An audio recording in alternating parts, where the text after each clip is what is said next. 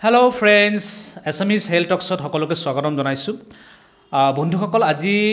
মই যিটো বিষয় লৈ আলোচনা কৰিবলৈ গৈ আছোঁ ইতিমধ্যে আপোনালোকে থাম্বনেইলত চালে আজিৰ বিষয়বস্তুটো হৈছে সেলফ মেডিকেশ্যন আচলতে সেলফ মেডিকেশ্যন বুলি কোৱাৰ লগে লগে সহজ ভাষাত অসমীয়াত নিজে নিজৰ ডাক্তৰ হোৱাটো বুজায় আজিকালি কি হৈছে যে বেছিভাগ ক্ষেত্ৰত মানুহে চাব যে কিছুমান বেমাৰৰ লক্ষণ দেখা দিয়াৰ লগে লগে আমি ডাইৰেক্ট গৈ কোনোবা ফাৰ্মাচীৰ পৰা কিছুমান মেডিচিন লওঁ আৰু মেডিচিন আমি খাওঁ এই বস্তুটোক সেলফ মেডিকেশ্যন বুলি কোৱা হয় এই সেলফ মেডিকেশ্যন বস্তুটো আচলতে আমাৰ দেহৰ কাৰণে কিছুমান ক্ষেত্ৰত বহুত সমস্যাৰ সৃষ্টি কৰিব পাৰে পৃথিৱীত উৎপন্ন হোৱা প্ৰতিটো ঔষধে হৈছে এক প্ৰকাৰৰ কেমিকেলছ আৰু এই ঔষধবোৰ যেতিয়া আমি খাওঁ আমাৰ দেহৰ ভিতৰত গৈ এই ঔষধবোৰে এটা ৰাসায়নিক বিক্ৰিয়াৰ সৃষ্টি কৰে আৰু ৰাসায়নিক বিক্ৰিয়াৰ সৃষ্টি যেহেতু কৰে সেইকাৰণে আমি যেতিয়া কোনো ঔষধ খাওঁ কিমান পৰিমাণৰ ঔষধ কি বেমাৰৰ কাৰণে খাব লাগিব সেই বস্তুটো এজন ডাক্তৰ বা কোৱালিফাইড ফাৰ্মাচিষ্ট এজনেহে নিৰ্ধাৰণ কৰিব পাৰে গতিকে আচলতে আমি কোনো ডাক্তৰৰ পৰামৰ্শ নোলোৱাকৈ এনেধৰণে সেলফ মেডিকেশ্যনটো কৰিব নালাগে আৰু এনেকুৱা সেলফ মেডিকেশ্যনে ভৱিষ্যতে আমাৰ জীৱনলৈ বহুত ধৰণৰ সমস্যাৰ সৃষ্টি কৰিব পাৰে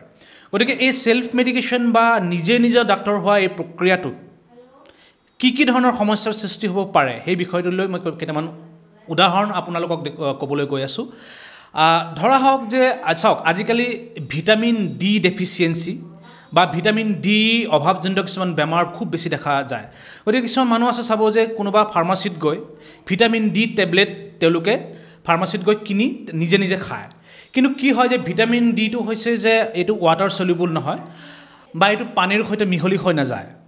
সেইকাৰণে কি হয় যে আপুনি যদি দীঘলীয়া সময় কোনোবা ভিটামিন ডি টেবলেট যদি নিজে নিজে খায় তেতিয়াহ'লে সেইটো আমাৰ দেহৰ ভিতৰত গৈ সেইটো লাহে লাহে জমা হৈ যায় জমা হোৱাৰ পিছত কি হয় যে ভৱিষ্যতে আপোনাৰ সাংঘাতিক ধৰণৰ কিছুমান কিডনিৰ সমস্যা বা ৰিনেল ফেইলিয়ৰ হ'ব পাৰে বা কাৰ্ডিয়াক বহুতো প্ৰব্লেম দেখা দিব পাৰে ঠিক তেনেধৰণে কিছুমান পেইন কিলাৰ আছে ধৰা হওক যে আপুনি আজিকালি কি হয় যে বহুত মানুহে কোনোবা বিষজনিত সমস্যাত যদি বিষৰ কোনোবা সমস্যা হয় বা বিষ ক্ৰিয়া হয় লগে লগে গৈ কোনোবা ফাৰ্মাচী বা অভাৰ দি কাউণ্টাৰত গৈ পেইন কিলাৰ কিনি তেওঁলোকে খায় কিন্তু এই যে পেইন কিলাৰসমূহ খায় যদিহে কিবা কাৰণত এই যিটো পেইন বা বিষ সৃষ্টি হ'ল এই সৃষ্টিটো যদিহে কিবা কিডনিজনিত বেমাৰৰ সৈতে জড়িত হয় তেতিয়াহ'লে ভৱিষ্যতে কিন্তু এনেকুৱা পেইন কিলাৰে আপোনালোকৰ দেহত বা আমাৰ দেহত ভয়ংকৰভাৱে কিছুমান কিডনি বা ৰিনেল প্ৰব্লেম দেখা দিব পাৰে ঠিক তেনেকৈ ধৰা হওক যে সেলফ মেডিকেশ্যনৰ ভিতৰত পৰে এণ্টিবায়'টিকছসমূহ আজিকালি সঘনাই মানুহে চাব ফাৰ্মাচীত গৈ এণ্টিবায়'টিকছসমূহ লয় আৰু এণ্টিবায়'টিকছসমূহ যদি আপুনি কোনো ডক্তৰৰ পৰামৰ্শ নোলোৱাকৈ যদি লৈ হঠাৎ মাজতে বন্ধ কৰি দিয়ে তেতিয়া কি হয় যে সেই মেডিচিন বা সেই এণ্টিবায়'টিকে পাছলৈ গৈ কিন্তু আপোনাৰ দেহত বা মোৰ দেহত সেইটো কাম নকৰে ঠিক তেনেধৰণে যদি আমি এণ্টিবায়'টিক অভাৰড'জ লৈ লওঁ অভাৰড'জ লোৱাৰ পিছত কি হয় যে পেটৰ বহুতো সাংঘাতিক সমস্যা হ'ব পাৰে বা গেছজনিত সমস্যা দীৰ্ঘকালীন এটা সমস্যাৰ সৃষ্টি হ'ব পাৰে